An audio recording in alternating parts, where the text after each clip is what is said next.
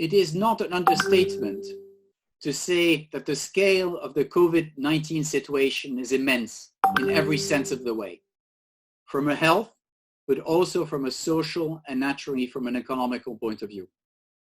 The effects on our global economy will be vast and will reverberate in the short, in the medium, as well as in the long term. Global markets have, as you have seen, anticipated the crisis with a massive, swift, and undiscriminatory drawdown of 34% from peak to trough during the first quarter for the MSCI World. At that stage, governments and central banks around the world designed an array of impressive policy response, which gave the market confidence and fueled a significant relief rally. Despite that rally, we still believe that COVID will have a massive impact on most industries, fueling disruption and change within a very short period of time. We have to see that there remains today a lot of uncertainty as to the disease itself, but also as to its consequences. Nevertheless, I'm very proud to say that we as a firm, as well as our World Star strategy, has performed well during those troubling times. As you can see, our performance has been strong with World Stars down 5.3% in US dollar year to date up to the 30th of April. In pound terms, it's almost flat at minus 40 basis points. And I have to say that as of today, the strategy is positive in pounds with more than 2% year to date. This equates to about 9.7% per annum since inception in dollars and 13.5% per annum in pound terms. The key driver of this strong performance is our unwavering focus on quality. And once more, quality has prevailed. Our portfolio has demonstrated that and has demonstrated strong resilience throughout this crisis. We manage our portfolio very actively during the period, fueling even further outperformance. From our point of view, as long-term investors, without even wanting to underestimate the magnitude of the situation, COVID is yet another exogenous crisis in our experience of investing for the long term. I'm thrilled to say today that, number one, our business has remained as resilient as our stocks. Number two, that we continue to have a very constructive outlook for quality business going forward. And number three, that we think there remains opportunities to preserve and create value for the long term. I want to give you a bit of background of our firm. We are an investment partnership. We manage their assets on behalf of institutions, families, trustees, and charities. We are at the heart fundamental investors with a long-term investment horizon. We do all our research in-house and are very proud of the quality of our research. But at the heart of what we do, at the heart of our approach, is our focus on quality and value. And at this point, I want to hand over to Chris.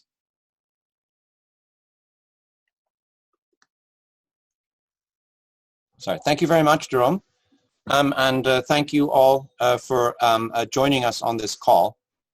We know that there are a number of people who are very familiar with what we do and others who are joining us for the first time. And so we're going to try to provide an overview over our thinking in this unprecedented times, but also give you an overview of the principles that we use for our investments and about the performance, some of the things that we've done as we've addressed the crisis, and some of the opportunities that we see going forward. But what I'd like to do is I'd like to start with a performance review to give you an update about where we are and to amplify some of the points that Jerome has made. This is a snapshot of the performance of the World Stars portfolio as of April 30, 2020. As a reminder, the World Stars portfolio is our selection of highest conviction stocks on an unconstrained basis.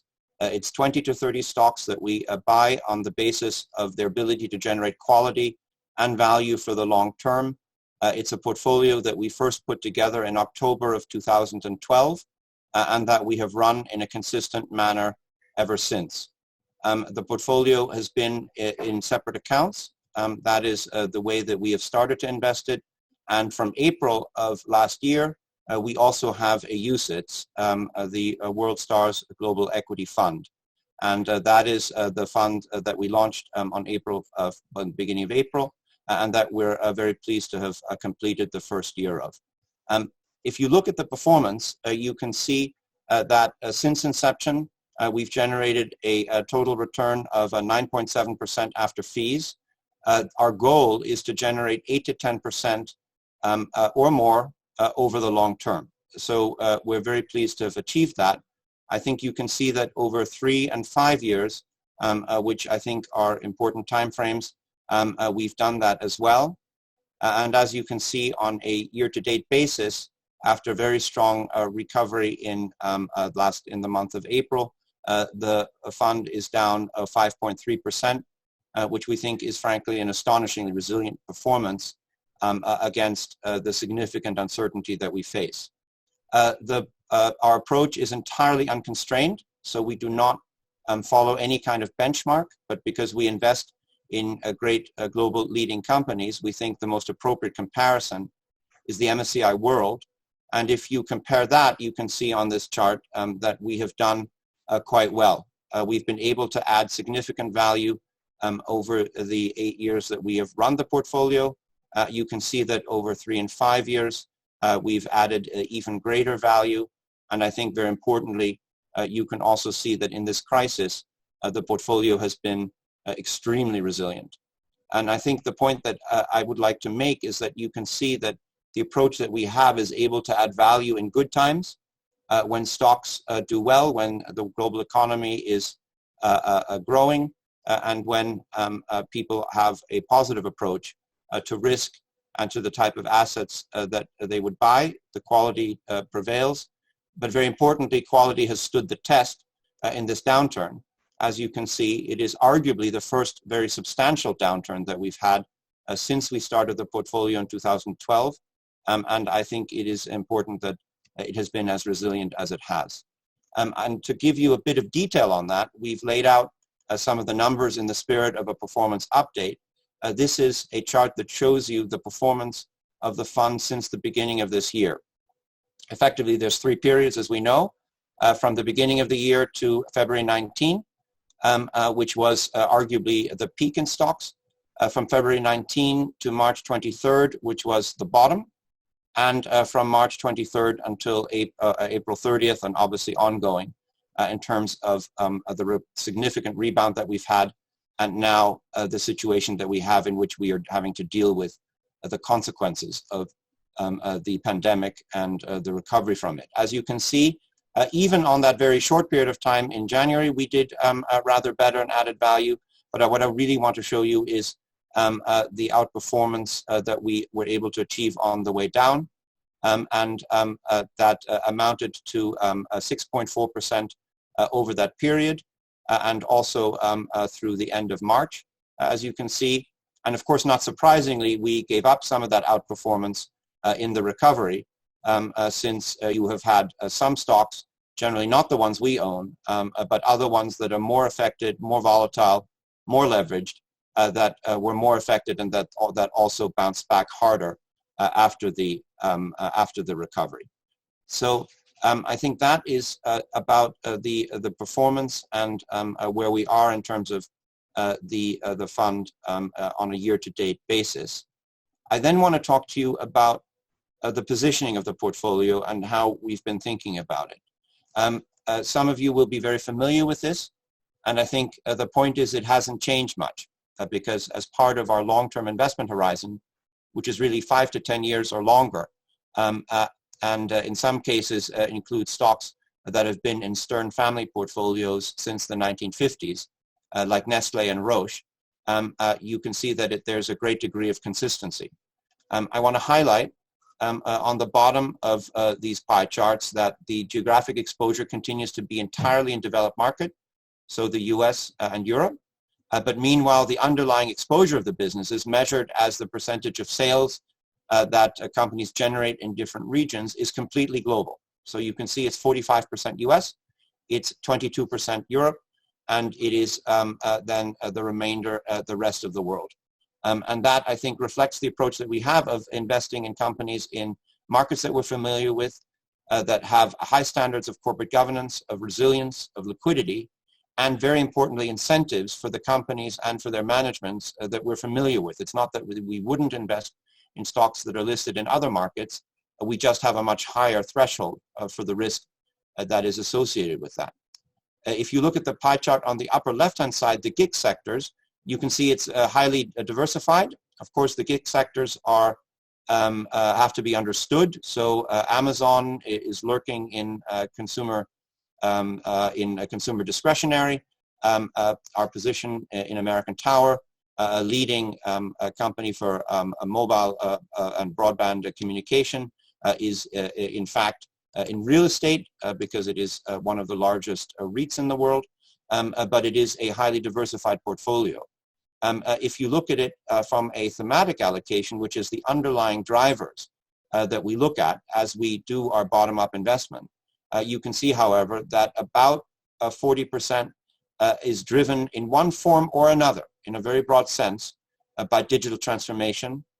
Another 27% is driven by pharma, healthcare, diagnostics, and life sciences. 19% is driven by companies that are global leaders with recurring businesses, which is our way of thinking about businesses that are either in consumer staples or that are in consumer discretionary businesses. And the remainder, 16%, is in global leaders that have cyclical exposure, but that still are driven by long-term issues like Industry 4.0 or automation. So we have a diversification of the portfolio from that perspective as well. But I think what it highlights are two things. One is that as we have taken an approach that has been grounded in what Jerome was describing, which is an approach that invests in companies with high quality, that were invested at the first time during the time of the Second World War, a time of tremendous uncertainty by a family that faced the loss of their assets and their business in France and having to decide how to invest their capital. We've taken that approach that has stocks like Nestle and Roche to realize that if we invest in the best of global growth, it's about investing in companies that drive that, and the insight that digital transformation, again in a broad sense, is one of the key drivers that we have going forward, and that understanding that companies like that have the quality and the value that we're looking for, and that therefore should be a significant part of a portfolio that is looking to increase, to preserve and to increase the value of assets over the long term, I think is one of the key insights that Jerome and I have had, and that we have contributed to family portfolios and to the portfolios that we manage on behalf of our investors. I think it also highlights a second point, which is the areas that we don't invest in. And I think it is one of the key differentiators that has allowed us to perform in the way that we've had. You see here the areas that we do invest in, but the areas that we don't invest in are ones where we think we cannot get to the quality threshold that we're looking for. That includes, broadly speaking, balance sheet driven financials, so large banks as well as insurance companies, which we think are extremely difficult to analyze in this kind of environment, as they have been since the global financial crisis in terms of their assets, their liabilities, and frankly, the only thing we know is that regulators are looking to significantly increase the amount of capital that they have to hold. We try to steer away from capital-intensive businesses, so we don't invest in car companies, for example, airlines, steel companies, or other types of businesses that are driven by a high degree of capital intensity. And we also try to steer away from governments. Neither utilities nor regulated businesses whose assets are typically fixed and whose returns are determined by the decisions of governments and regulators in terms of what's allowed or not, and where there's frankly a perverse incentive because if companies outperform too much, there's a clawback. So we like businesses that are able to grow and to reinvest and to do so on their own terms. And so I think that leads you to the areas that we favor. And I've talked about those: consumer companies, healthcare and life sciences, internet and technology, digital companies, and the type of industrial companies that have the ability to grow because of drivers like automation or Industry 4.0. So that is and you have here some examples of the types of companies and of the types of drivers that we're looking for as ways in which those companies can generate value. I think before we get to the outlook, I do want to just highlight again how we define quality.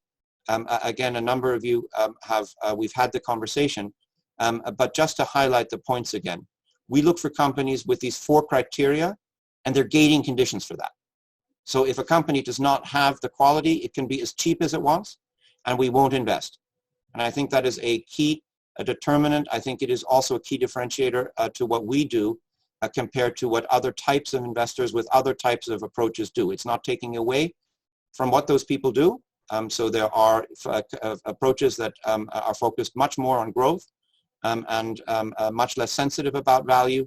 And of course, there's also approaches that are much more focused on what is perceived as value, looking for companies that have lower metrics, but that are often compromised for various reasons. We look for quality and value, and for us, quality is defined by these 4 conditions.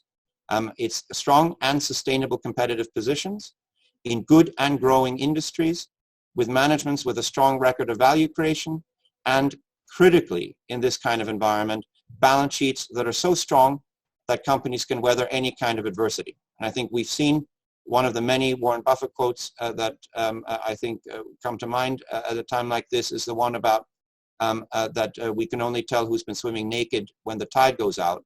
And I think companies that are affected by the high leverage that they have and by the high fixed costs that they suffer from are the ones that are most affected when a situation like this takes place. So for us, quality is a defining requirement and the key that drives what we do and the types of stocks that we look to invest in.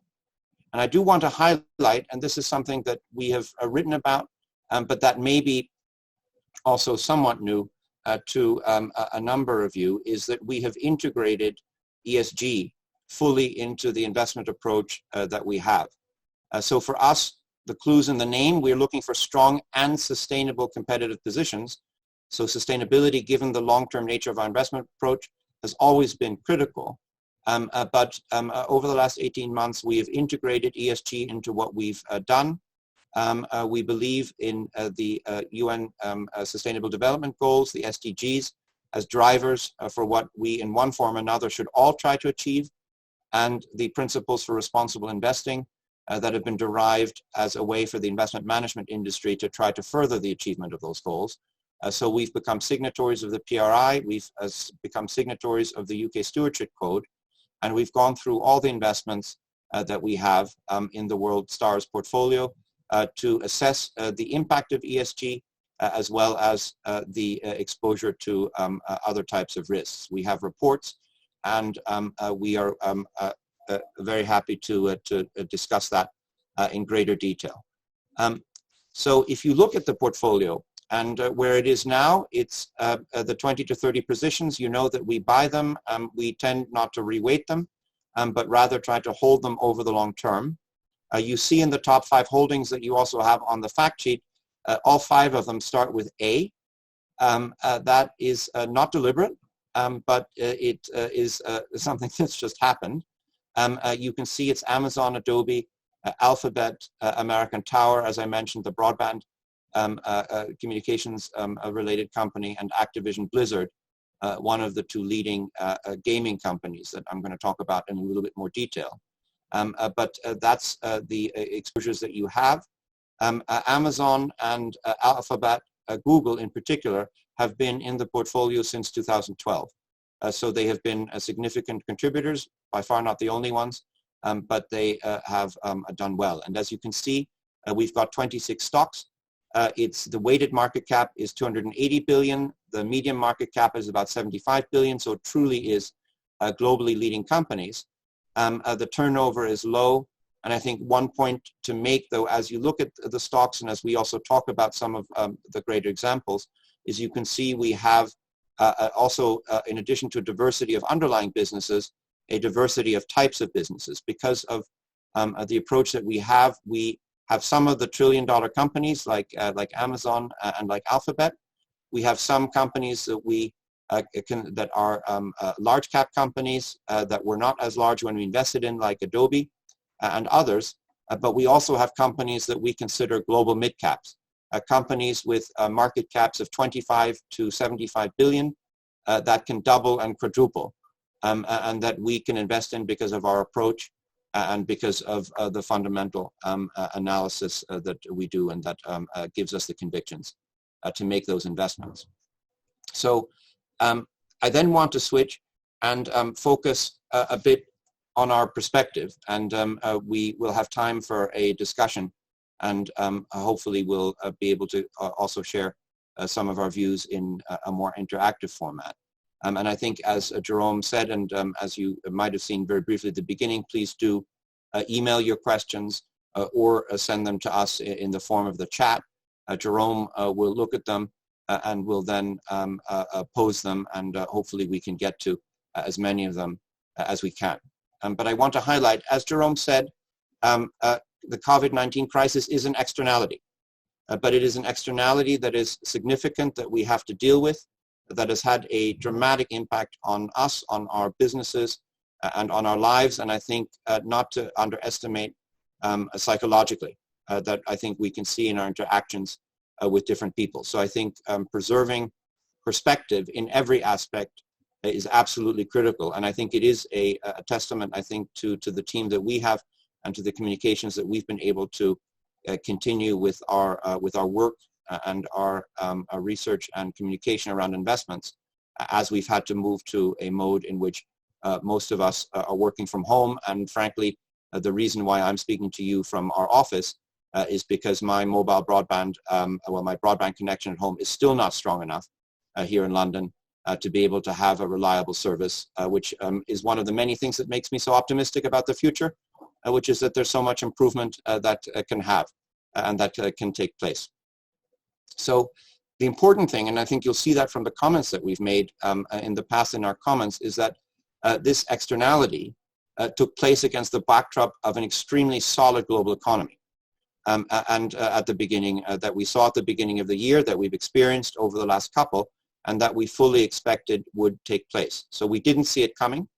We surely thought that it was another serious pandemic that would take place in Asia and would have an impact there.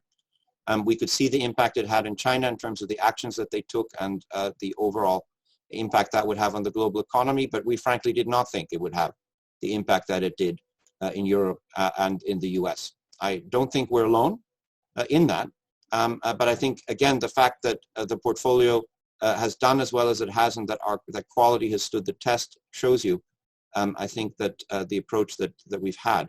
At the same time, I think we are optimistic that the normal drivers of progress, science, technology, endeavor, will help us to overcome this crisis as well. And we can see the tremendous effort that's being made by different drivers and different organizations and people to overcome it. And I think, very importantly, a great number of the companies that are in our portfolios. So whether that is the Amazons of the world, who are clearly absolutely key in terms of being able to help people to function, businesses to continue to operate and to get the goods that they need, whether it's companies like Roche or the other life sciences and diagnostics companies that are instrumental in terms of providing the tests and the hospital and therapeutic capacity that we need to overcome this. The Roche tests are the ones we're all going to be using as they get rolled out, or whether it's other businesses that are contributing in smaller ways.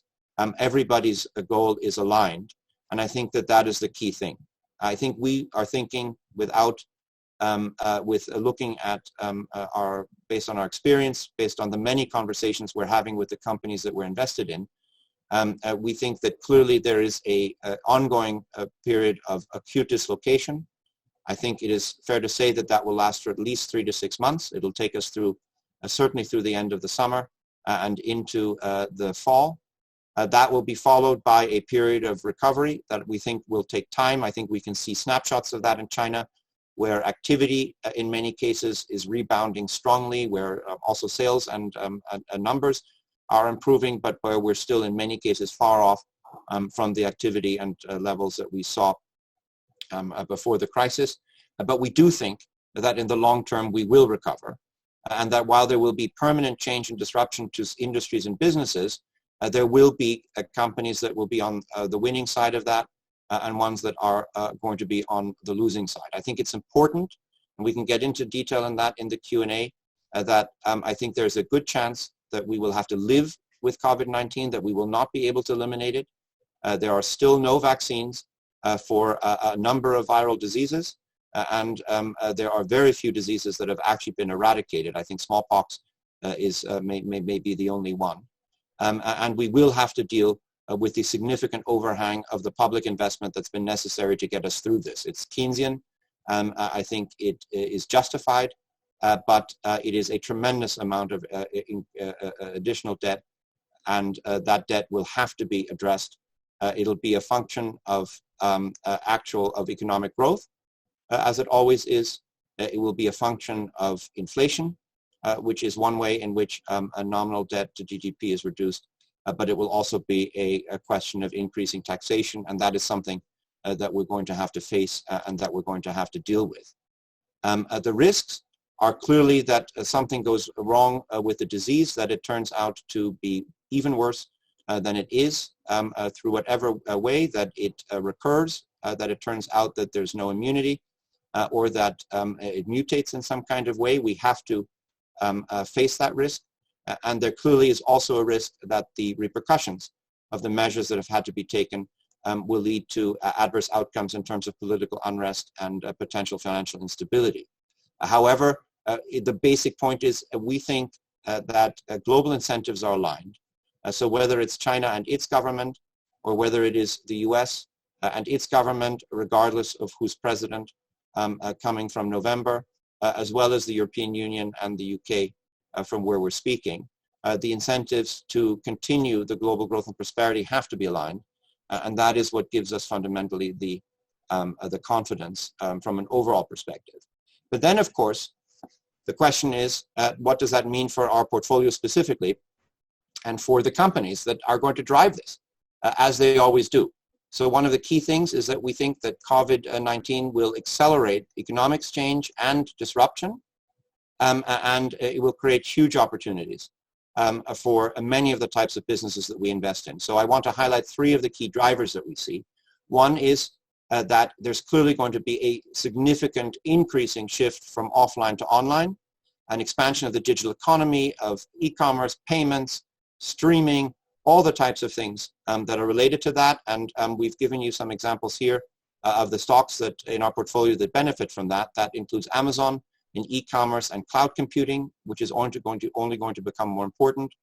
It's Activision Blizzard in terms of online gaming and spending more time with that. And very importantly, and I'll go into more detail on that, providing a broad base for the type of activities that you can do, or Adobe, which is instrumental with 90% of images on the internet created with the various Adobe software products. The second area to highlight is healthcare investment.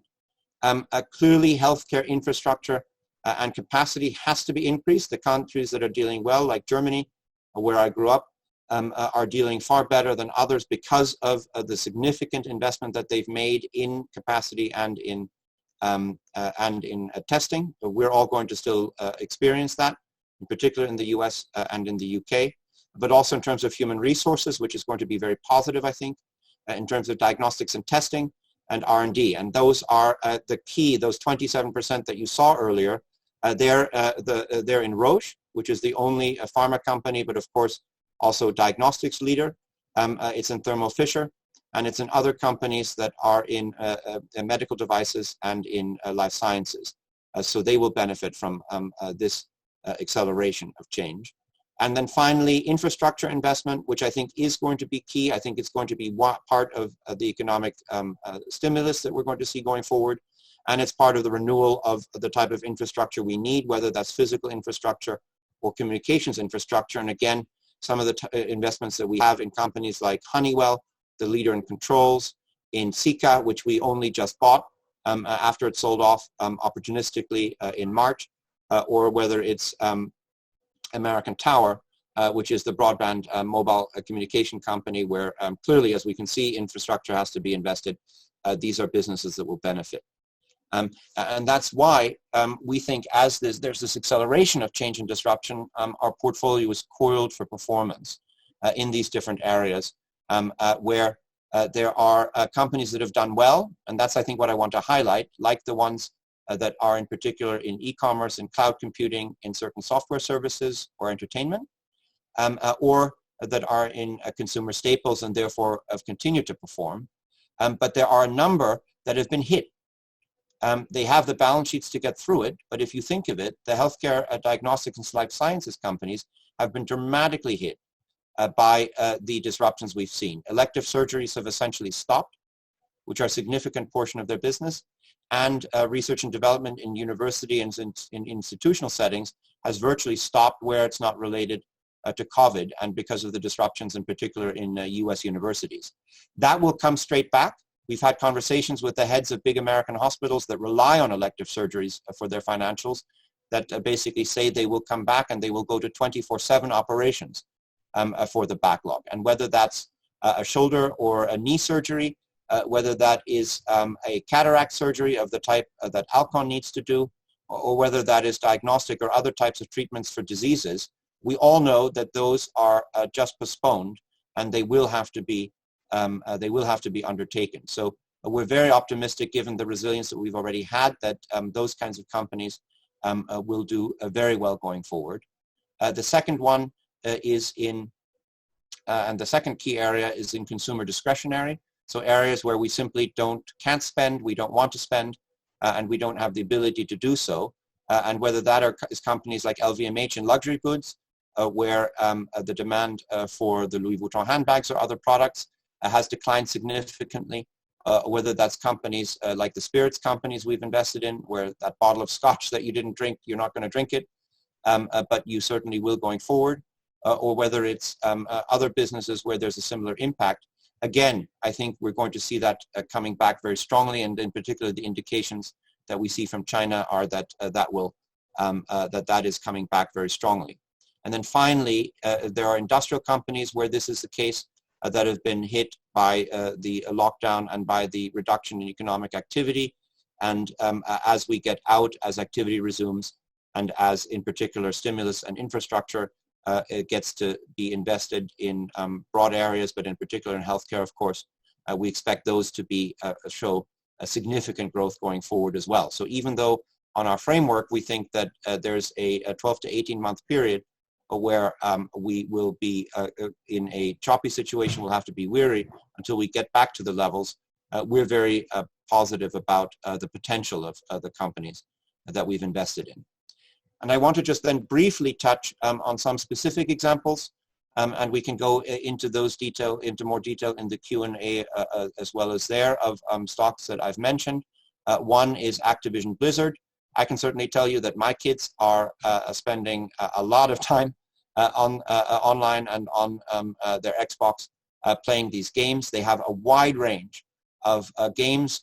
Some of them are the type of shooter games that are for adults, but that have transformed into ways of spending social time with one another. Activision Blizzard in aggregate has 440 million monthly active users, so and has shown a very significant increase of that. But they also have a broader range of games. They have games that are orientated towards younger people and that are more appropriate for them. And they, of course, also own Candy Crush, which is a completely different demographic, but still is the #1 app on US app stores. So it's had an extraordinary strong return. We bought it after a pullback a number of years ago. It pulled back in 2018 over concerns around the integration of Blizzard and the development of new games. We've held it through, and it has since performed strongly again. We think it's very well positioned to benefit from the franchise that it has, but also from the acceleration of these trends that we've talked about. LVMH needs no introduction. It is the global leader in luxury. It's had a significant impact in terms of the demand that it's had. But as I said, we've spoken to operators of luxury goods malls in China. We had, for example, of course, LVMH's own results, but results from Ferragamo, for example, just in the last couple of days that show that the underlying demand for luxury goods remains unabated. And Ferragamo, for example, reported most recently that their levels are back in China, are back to levels that are pre-crisis. So it makes us very optimistic. This is not one of the changes that we see taking place. And so whether people will rush out and buy 2 bags this year if they were, and will only buy 1 when that becomes available again remains to be seen. But the underlying drivers are very much in place. Another one I want to highlight is Thermo Fisher, which is one of the life sciences companies that we've invested in. Here in the UK, it's instrumental in terms of rolling out the testing that we need to fight COVID.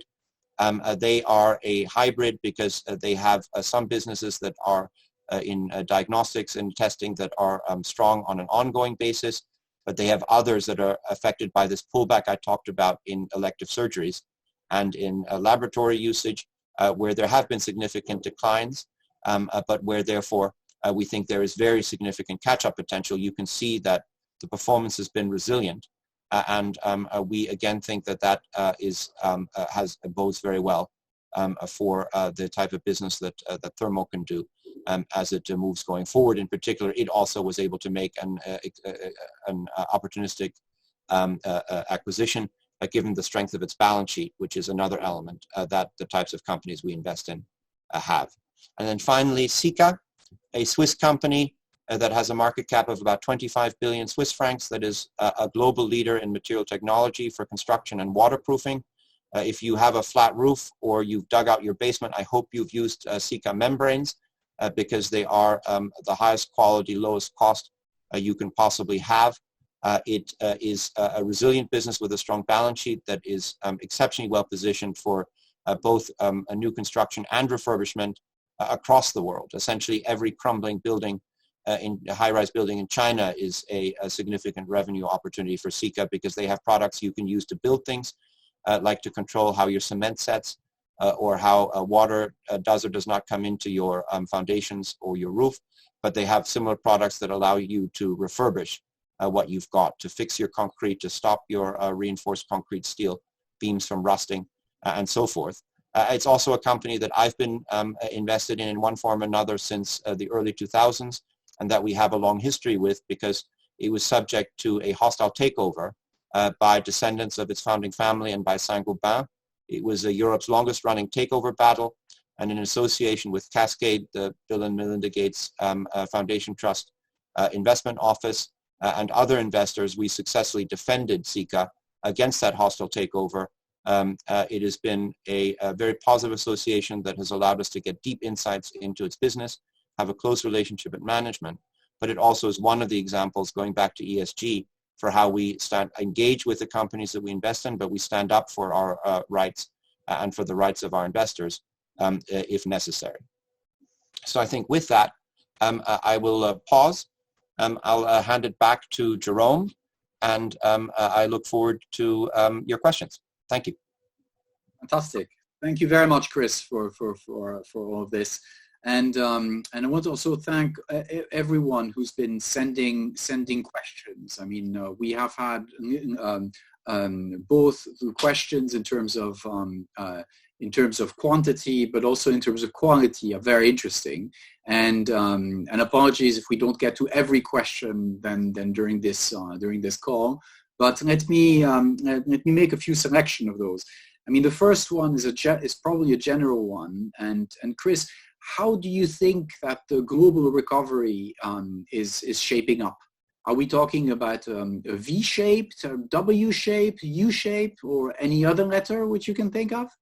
Yeah, well, it's the L and the angle basically that's involved in that. So not only are we not epidemiologists, we're also not geometricians, I suppose, in terms of how to forecast that.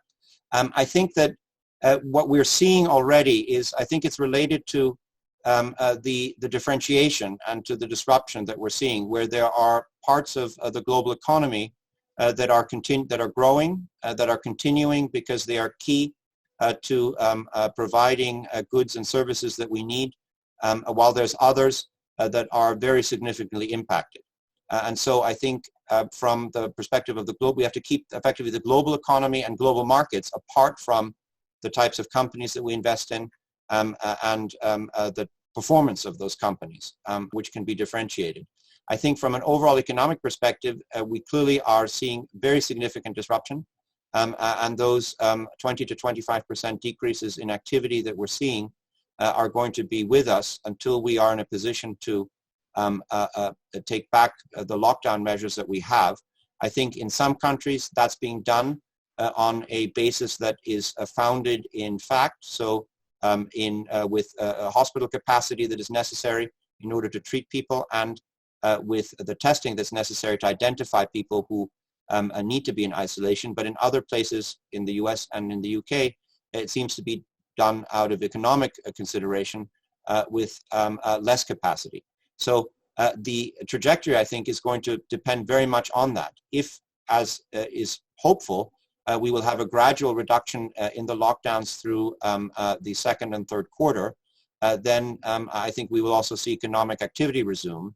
And I think our expectation is that we will get back to levels that look something along this sort of 60 to 80% by the end of this year, and back to 80 to 100% hopefully by the end of next year, and obviously in shifts, but subject to the risks that we have of the disease and of the potential recurrence. I think what we're going to have to see is whether the financial distress that we're seeing through unemployment then leads its way through bankruptcies into a credit issue.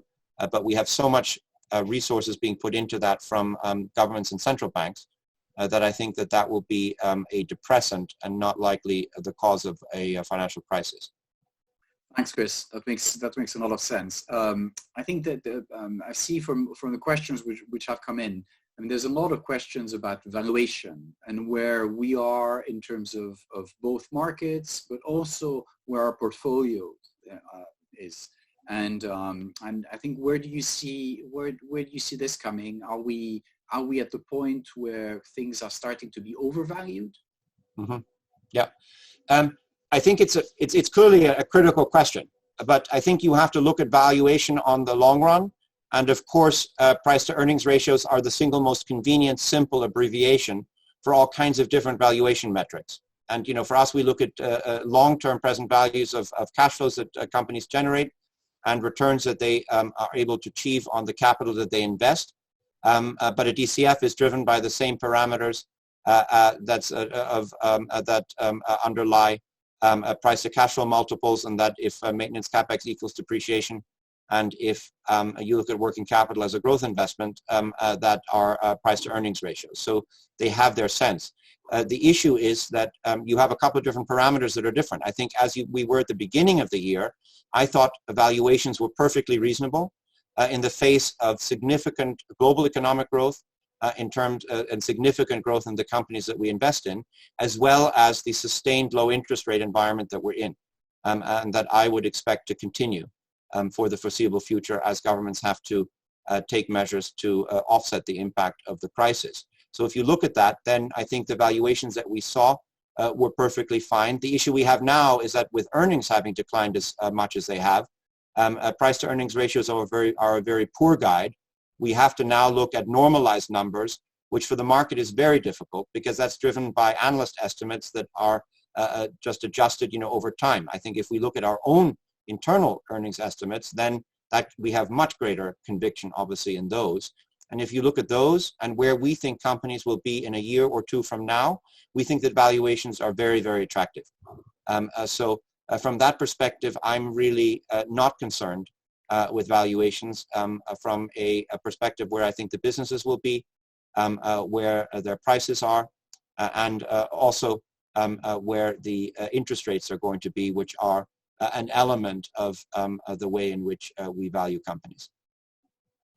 I mean, a follow-up question on that, which has come up also multiple times. What are your thoughts on the proportion of FANG stocks in indices as well as within our portfolio?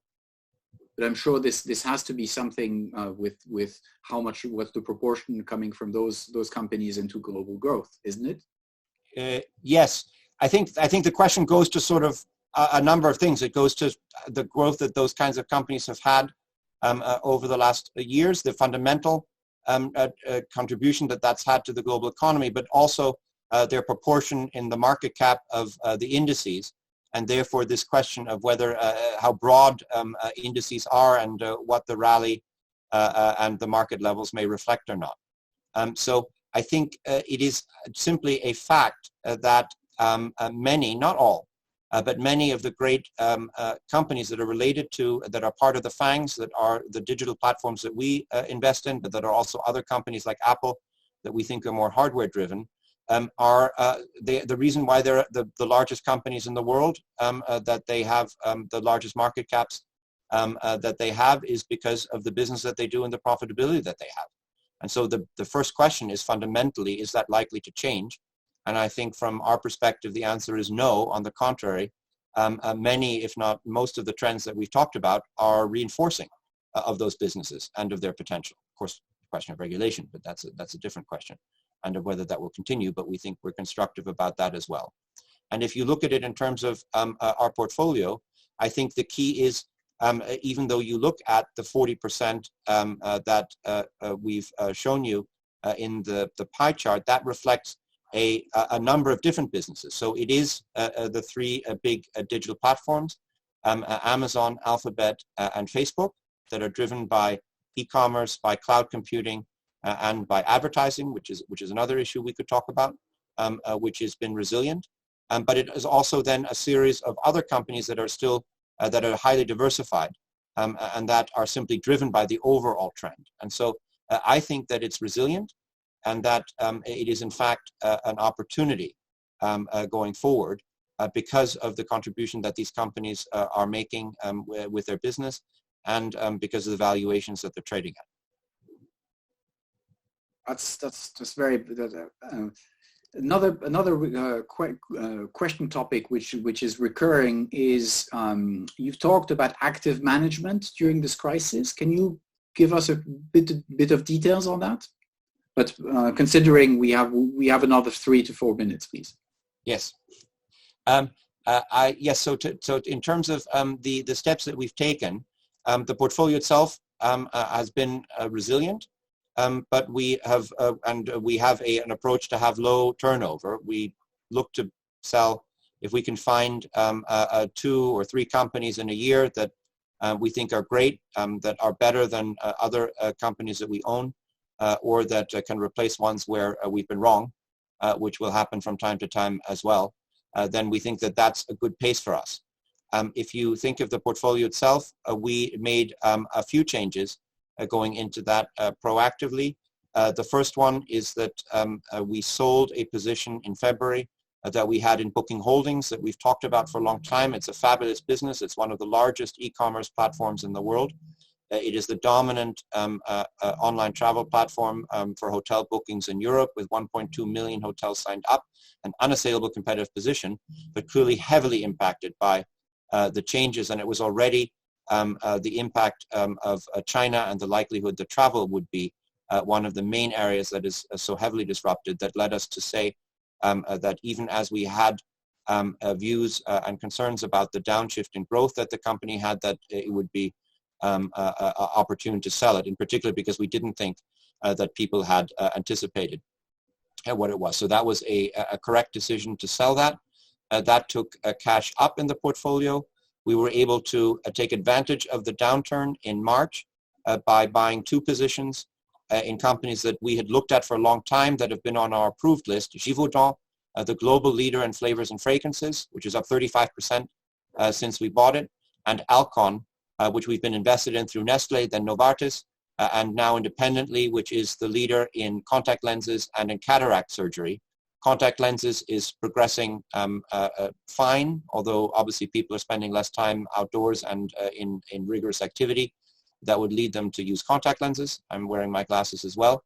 But cataract surgery, which sadly most of us will have to go through as we age, but which has obviously come to a complete halt, but for which Alcon is the leader, and it is another example of a company that has already done well, but that is coiled for performance going forward. We then took advantage to do some house cleaning, and we sold 3 companies that we were getting concerned with in terms of the underlying drivers and the change in the investment thesis, in part because of fundamental drivers in the business, in part because of the drivers we could see from the COVID pandemic in March, and in part as a result of the ESG analysis that we've done. We've sold the positions that we had in Schlumberger, the oil services company, and in BAT, the tobacco company, both long-held positions, as well as the position in Henkel, the German adhesives and HPC company. And that allowed us to then further make changes and take advantage of moves by adding positions in Sika, which I highlighted as part of the overview that I just gave you, as well as a company called Amphenol, which is a US company that is a leader in connectors, a very high-tech business that has, well, roughly half of its business in areas that are related to broadband, to communication, to data centers, and so forth, and was another fantastic opportunity. So we still have somewhat more cash than we usually would to take advantage of dislocations if we see them. But I think we've been able to navigate it by cutting exposure to some stocks that I think we might have had issues with and that we thought were compromised, while taking advantage of the pullback to buy stocks that we've known for a long time and that have now come into focus from a valuation perspective to take advantage of the dislocation. Thank you. Last but not least, I think we had a few questions on ESG, and amongst which, where do you see actually the ESG being a victim of COVID-19 because of more pressing concerns? Will people just forget it, and then and what are your thoughts on that? That's a great question. I actually think that the COVID-19 pandemic will reinforce ESG as a driver, because I think, as you can see, the types of businesses that are doing well, that are contributing already, whether that's the platforms or whether that's the healthcare companies, I think are the ones that have least issues. And I think the disruption that is going to accelerate is, I think, going to go in that direction. You can see we ourselves have taken that view with the sales of Schlumberger and of BAT in oil services and in tobacco. So I think the emphasis is going to be only stronger.